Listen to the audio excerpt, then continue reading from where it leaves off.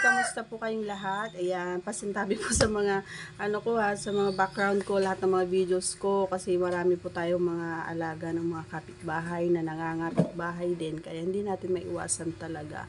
So, di bale kapag naging mansion na ulit yung bahay ko, ulit no. Ayan, yung hindi na maririnig yung nasa labas. Sana nga mangyari soon. Charot. Ayan, pasensya na po kayo syempre, ulit ako ng favor na please do subscribe and click our tiny notification bell para ma-update po tayo kung meron po tayong mga new upload videos. Disclaimer na rin, ang video ito ay para lamang po sa may bukasang kaisipan at may malawak na pang-unawa. Kung wala po tayo nito, maaari na lamang pong mag-skip at mamili ng mga videos na nararapat po para sa inyo. At ang ating pag-uusapan naman ngayon ay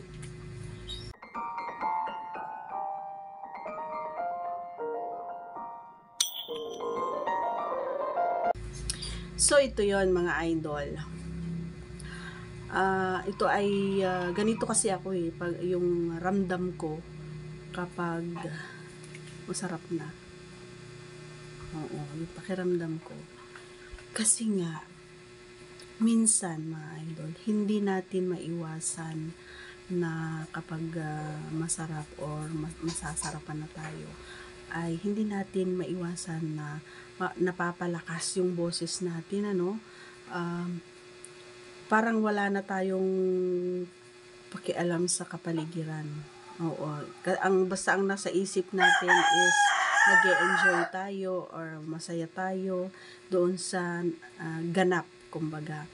So, para sa akin kasi ang pakiramdam ko kapag alam mo yon yung sarap, nakakaramdam ako ng sarap, doon ko na-express yung yung feeling ko na yon, yung kapag nag-iingay ako, sobrang lakas ng boses ko, ganun, hindi ko mapigilan kahit na anong ipit ko doon sa boses ko, lumalabas talaga yung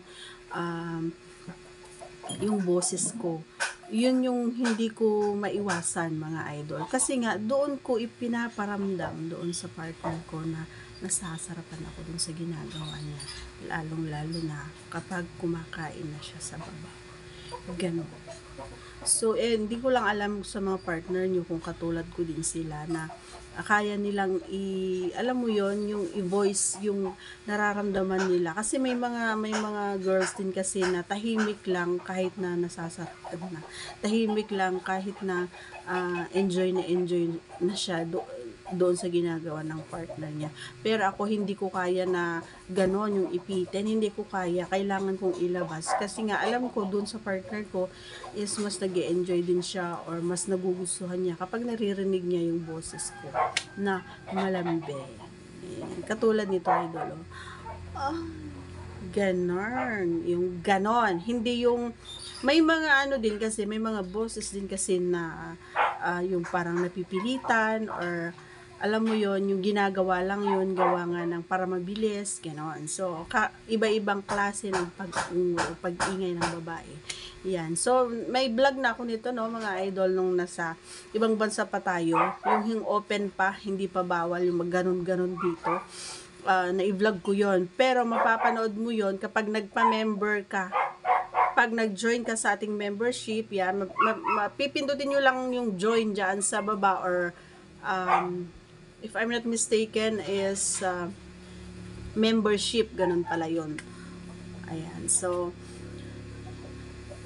pindutin nyo lang yon, i-click nyo lang yon, and lalabas na yung mga perks, lalabas na kung alin yung pipiliin nyo, yung number 1, number 2, or number 3. If I'm not mistaken is nasa number 2 yon. Ayan. Pero kapag naandun ka kasi sa number 3 is mapapanood mo na lahat, 1, 2, or 3. Ayan. Kapag nasa 1 ka lang kasi nasa 1 ka lang, or yung mga videos ko lang sa 1. Ganon. Okay? So, sana ay nakatulong na naman ako sa ating na-share na naramdaman natin. And once again, if you are not yet connected, please do subscribe and click our tiny notification bell so that you'll be updated every time we have a new upload videos. Thanks for watching, everyone. Bye!